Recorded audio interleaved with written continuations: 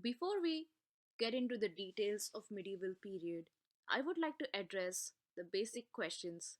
What is medieval period and when was it? So, the period between the ancient and the modern periods can be termed as medieval period. Particularly in India, the period lasted from the 8th century to the 18th century. The trends may vary across the countries, but medieval period has been in existence in history and occupies a very important role.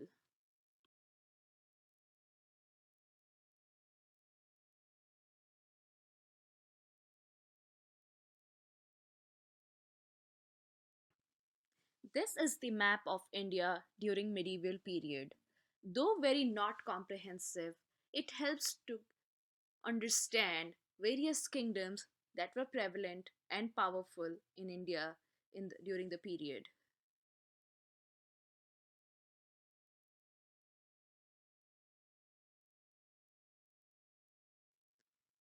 As we have learnt earlier, the medieval period lasted from 8th century to the 18th century. But for the purposes of learning history better, it can be divided into two parts: the early medieval period and the late medieval period. The early medieval period was roughly from the 8th century to the 13th century. It had many powerful dynasties that include the Palas, the Pratiharas, the Rashtrakutas, the Cholas, and the Rajputs. The late medieval period started in the 13th century and went on until the 18th century. It includes the rules of the Turks, Afghans, and Mughals.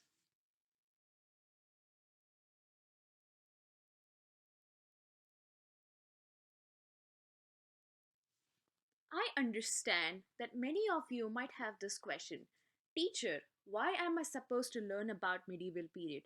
What is its importance? So, the importance of medieval period is that it brought a lot of changes in the society, economy, politics, culture, religion, and how the reign of kingdoms became powerful and more powerful. Particularly, the 8th century had seen many changes in terms of society, economy, polity, religion, and culture. All the factors attribute to the start of medieval period. The medieval period, which ended in the 18th century, witnessed many more changes that led to the change and the end of the period.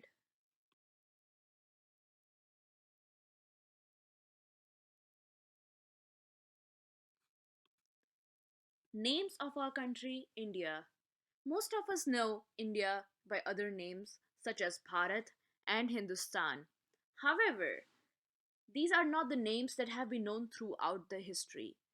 The earliest known names of our country was Bharatvarsha and Jambudvipa.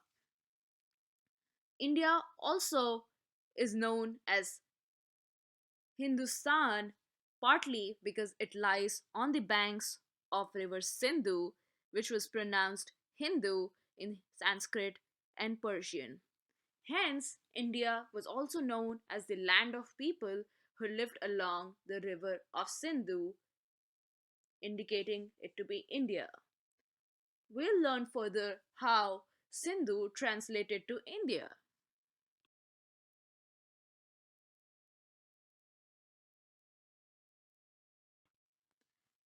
Hindu in French became Inde, which we spell as INDE, which further translated to the English word of India. The name of the country has been different in different ages of the medieval period. Hindustan, that we know now, has been used synonymously for India from the 19th century during the British Raj.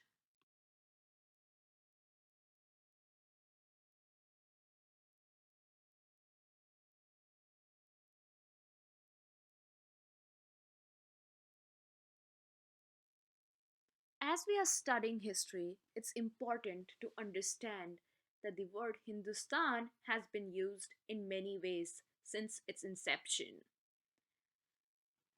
It may be not the same that we know it today. The first version of it, as per scholars, comprised of the territories that were part of the Delhi Sultanate. On the other hand, Babur described the geography and natural vegetation of the subcontinent. Recollecting from our past learnings, Babur was a Mughal emperor.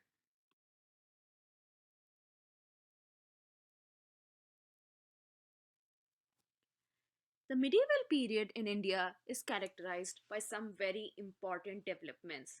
The arrival of Muslims led to the growth of a new culture, of a mixed culture. This also led to the interaction between Hindus and Muslims and interaction between South and North India. The exchanges between cultures was above the regional and the caste differences, which helped to the growth of Indian culture.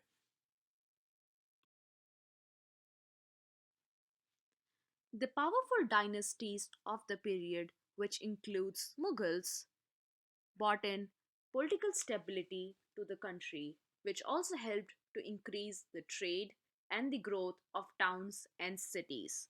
This led to a lot of trade exchange and greater interaction between people of India and various parts of the world. It is in this period that India borrowed a lot of cultural elements and several other elements from various parts of the country and various other countries. Also, during this period, the religion of Islam spread in the country, and also Bhakti and Sufi movement inclined towards the message of devotion to God and kindness towards everyone. We will learn about this further in the course.